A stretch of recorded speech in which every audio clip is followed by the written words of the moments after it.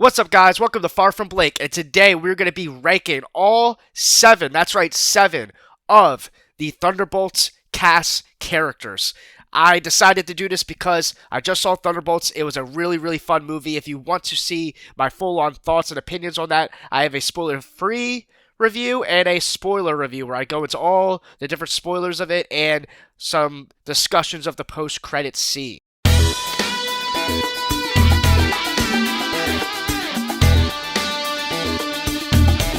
Now, this review will possibly have spoilers, so if you've not seen the movie, I don't know why you want to see the characters ranked if you haven't seen the movie. It doesn't really make sense to me. So, go watch the movie. It's really, really good, and then come back and we can discuss your rankings along with mine in the comments below. Okay, coming in at number 7, a very obvious one, we have Taskmaster. Yes, Taskmaster is number 7. For those who have seen the movie, again, spoilers, Taskmaster is number 7 because she gets killed off. She gets killed off very quickly. The reason why I even included her in this is because she is on all the posters and the covers and implied that she is a Thunderbolt, even though we know she really isn't a Thunderbolt. She doesn't even make it to that point. She gets killed off by ghosts in the movie to where, she doesn't get a chance to join the team, which is kind of a shame because who knows what that element could have been like, right? But as of right now, she doesn't really have anything cool to be brought to the table. Her fight scenes were pretty cool, but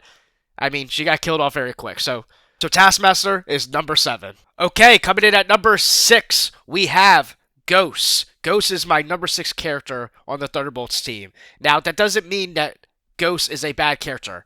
Besides Taskmaster, all 6 characters really have their time to shine, and I love all 6 of them. Like I said, I loved this movie, and I think these characters were all so great. Ghost, the reason why she is number 6 is that she doesn't have as much to do when it comes to character development, knowing who she is, and understanding her. But I love her powers. I think her powers are really cool, really unique. I still care about her, and I'm so excited to see what she does in Avengers Doomsday. I liked Ant-Man and the Wasp. That's kind of her real introduction to the character, so if you like that movie like I have, I've seen her a million times, I like her there, but I think the powers and the things they do with her here are really, really cool, but the 5 characters above her are they're just a lot better. They're just characters that you care about more. Okay, coming in at number 5, we have Bob.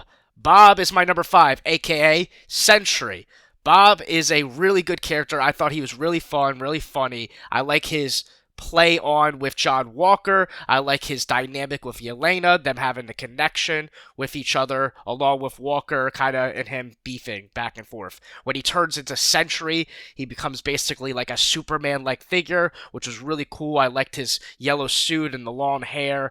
He's very, very powerful, and he kind of, beats the brakes off the rest of the Thunderbolts street-level type characters. Then, when he turns to the dark side, you could say, it becomes the Void, and the darkness overtakes his character, and it becomes very cool. His powers are very surreal, but it's more than that. This character kind of is the focal point of tackling pure loneliness and depression and feeling like he's all alone in this world and no one can help him. That is a very relatable type character that a lot of people could possibly resonate with. I think there's a lot to be explored with the character. I'm really excited to see what they do with him come Doomsday because he's very powerful. I'm curious to see how much of a help he could become. So I like him. He's very interesting, but the 4 above him are just a lot more personable to me, and I think probably a lot of people in a lot of regards. Okay, coming in at number 4, we have John Walker, aka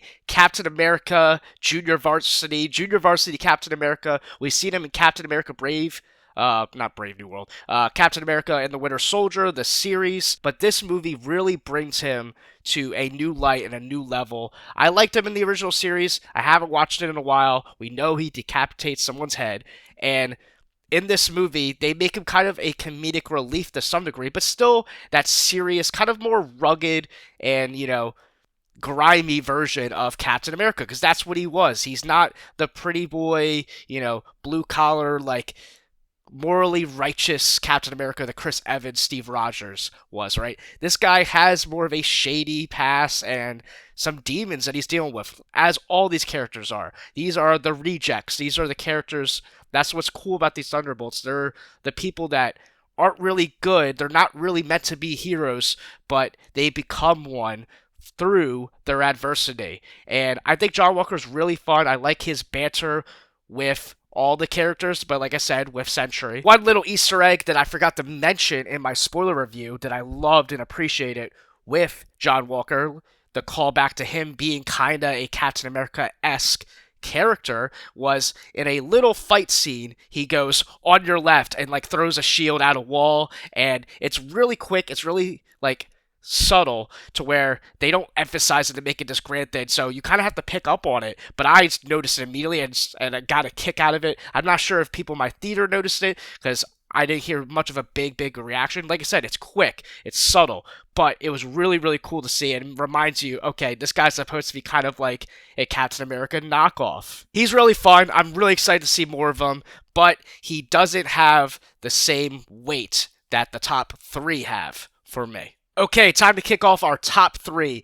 If you are enjoying this video, make sure to like and subscribe so you can see more MCU content. Now, this top three is a very tough decision because I love all three of these characters, and I want to bring some perspective on how I'm ranking this. I am trying to not base it off nostalgia and how long we've been with these characters, more or less. I'm kind of basing it more off what we see in this movie and what I'm optimistic for the future. So with that said, coming in at my number three, we have Winter Soldier, aka Bucky Barnes, and yeah, he's my number three. And I know, I get it.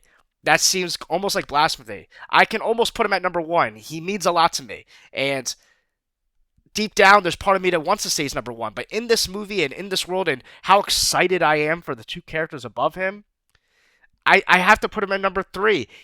Now, don't get me wrong, he has so much aura in this movie. He's really cool. I love what he brings to the table. He brings a lot of gravitas to this team, and without him, I don't know if this team would have functioned. Before he comes into the movie, they're kind of like, oh, we're not really a team. We're not really taking you serious, Red Guardian. We're just a bunch of misfits, blah, blah.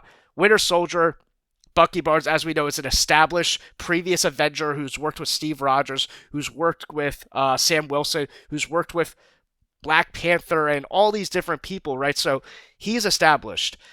The rest aren't. But the Thunderbolts characters and this and that, I don't want to bash Bucky. There's nothing to be bashed. He's just, I think the other two above him just have more time to shine from a character perspective, and I'm just so much more optimistic to what they bring. But Bucky's the man. I can easily flip him to one. I think my 1, 2, and 3 can easily change. They're very interchangeable. But as of right now, what I got out of this movie, Bucky is my number 3 Thunderbolt. Okay, coming in at number 2, I have the Red Guardian, aka Alexei, who is Natasha Romanoff, aka Black Widow's father, and Yelena, her father, right? He is such a great comedic relief for this movie and just the MCU in general. Every time he's on the screen, he steals every scene he's in. But it's not just that. He also has a lot of serious and heartfelt moments. He's also battling self-worth and purpose. He's always wanted to be a hero. He's been through the shadows, as we've seen through Black Widow, had to be escaped from prison, and all the little backstory that he has leading him to now to where he finally gets to be a part of a team that he's always wanted to do, and he really gets that payoff in that final act of Thunderbolts where he saves that little girl for a moment before Sentry kind of, poofs her away for a second. But he had his moment to shine where he actually got to feel like a hero, and it was so rewarding. He is also kind of the heart and soul of this movie, because not just from the comedic aspect, he's the funniest character on this team, but also his relationship with Yelena is really what makes it work. That's kind of the heartbeat, the father-daughter, strange relationship to where they've been through so much together. He's kind of been a deadbeat in some sense. If you haven't seen Black Widow, that will really emphasize it. You should definitely check that out to get more of a backstory on Red Guardian. But he is such a unique character, and I'm so excited to see more of him and see him interact with other heroes in the MCU. And that's something we only slightly have tapped into by having him interact with Bucky Barnes, Winter Soldier. But imagine him interacting with the OG X-Men as we're going to see, or Thor, or I don't even know. Like, I mean, the other people that are going to be in the next Avengers movies. I'm excited for it. But coming in at number 1, we have Yelena. That is Black Widow's sister, right? Wow. Florence Pugh puts on an amazing performance, as she usually always does. I loved her so much in the Black Widow movie. I think she steals the show in that as well.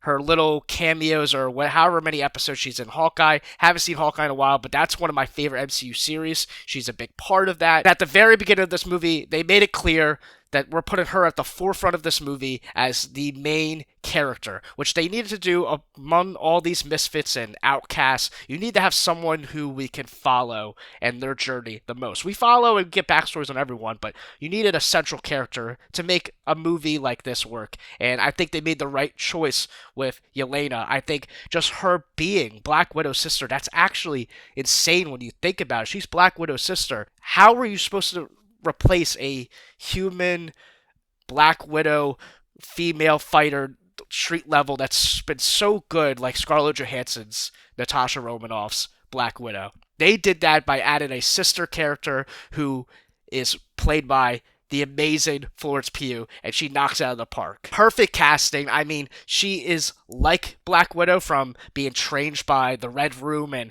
having that same, upbringing that Scarlett Johansson's Natasha Romanoff had, right? But she has more of a Russian thick accent, so that makes her distinctly different. But they're the same in the sense, from MCU fans, Scarlett Johansson was always raved about as the most beautiful and but also tough fighting female character. And how could you really replace that after she's been, passed away through the MCU? You thought it would never be done, but Florence Pugh is the perfect candidate for that. Also beautiful. This new generation's Black Widow type figure, I mean, I'm ecstatic. But more than that, she's just such a unique character.